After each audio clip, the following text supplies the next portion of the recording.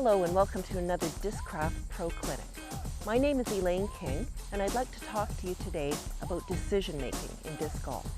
The decisions we make on which way to throw, how to throw, which direction, which disc, all these decisions have a big impact on our score.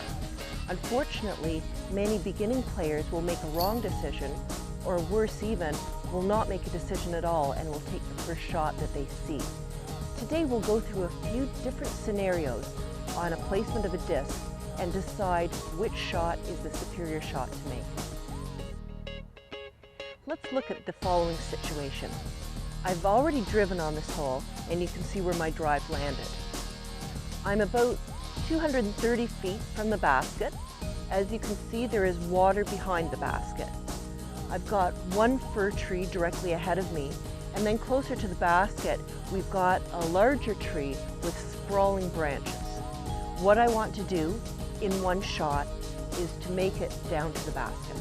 So I've got a couple of choices. I can throw a shot from right to left, and the right to left shot, if you're a right-handed player, is called a Hyzer.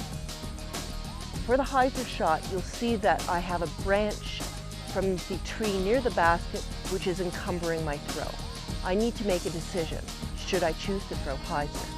Should I throw a low shot under the branches and skip it up to the basket? Or should I throw a higher shot over the branch?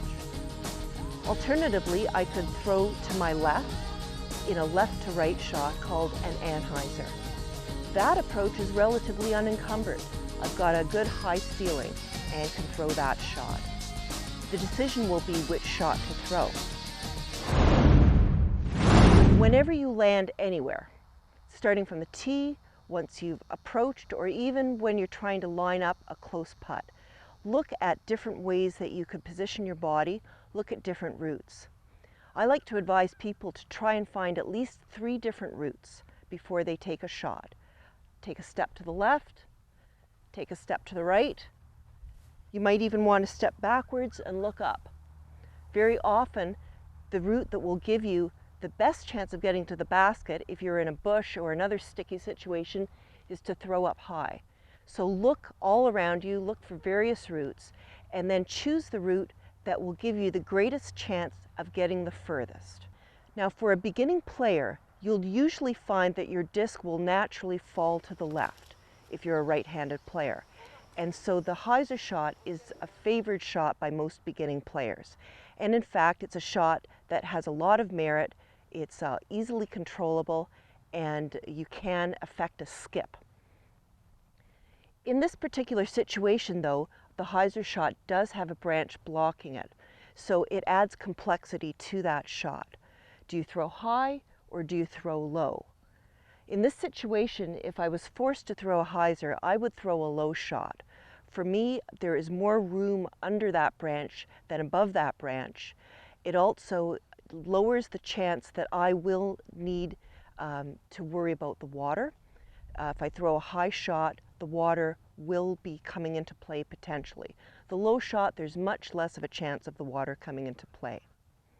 However, looking at the left to right shot, the Anheuser shot, there is no branch in the way, there's a good high ceiling, and there is no encumbrance between me and the basket. All I need to do is thread my shot between the 2 trees, and there's plenty of room there.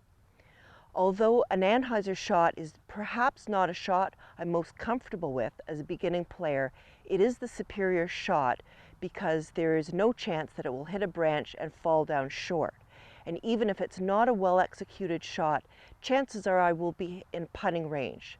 However, if I take the Hyzer shot and hit the branch, which there's a fair likelihood that I will hit that branch, whether I choose to go high or low, then I will be not only farther from the basket, but there will be the branch between me and the basket. Therefore, in this instance, you should take the Anheuser or the left to right shot.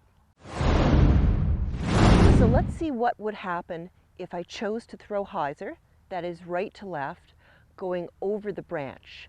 I'll need to make sure that the disc is swung out far enough to the right and that it remains high before it cuts into the left. What I can foresee is the disc might travel past the basket if executed properly. However, it should still lie on the green, giving me a chance for a putt. I do need to be very precise on keeping the disc high, keeping the disc swung out far enough to the right, and ensuring it does not cut left early.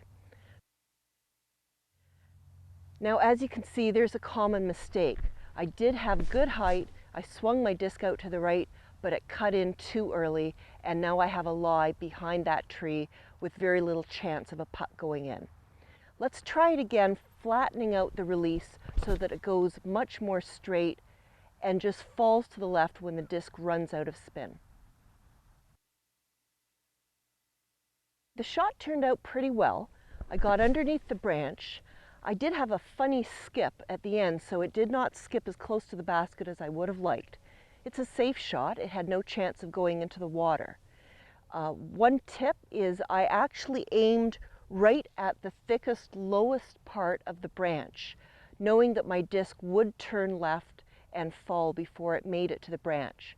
So sometimes instead of aiming for the open space, if you know your disc is going to turn, you can aim farther out to the right, sometimes at an obstacle, knowing that your disc will fall left and short before it reaches that obstacle. I will now execute an Anheuser shot. That is a left to right shot going to the left side of the tree. As you can see, there's a lot of room there. Even if I fail to turn the disc to the right, it's a relatively straight shot to just get through the trees and to be able to get on the putting green.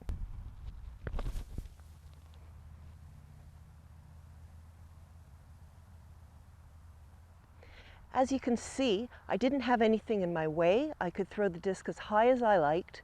I had a slight curve to the right on it, but even if I threw it dead straight, I would be close to the pin.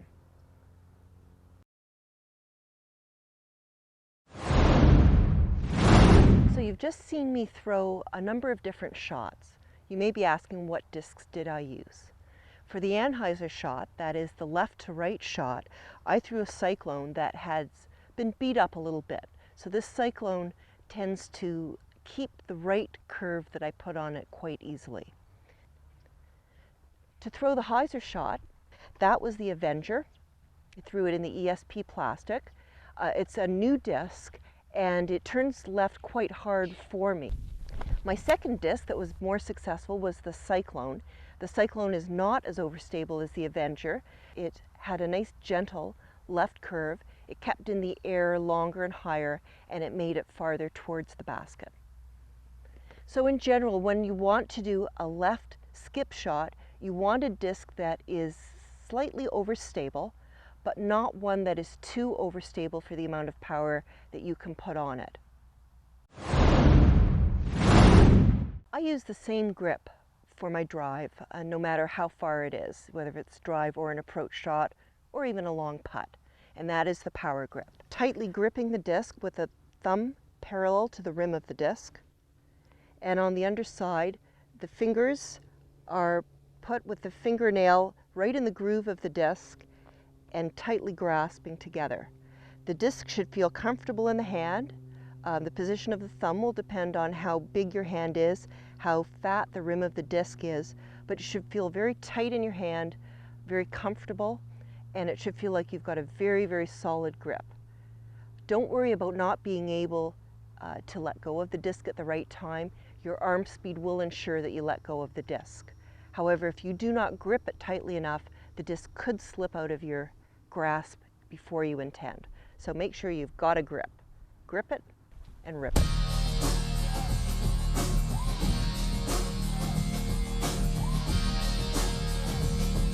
Thanks for joining us today for the Discraft Pro Clinic.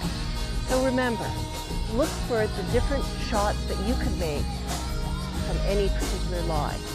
Choose the shot that gives you the greatest chance of getting close to the basket, not necessarily underneath the basket, but close to the basket.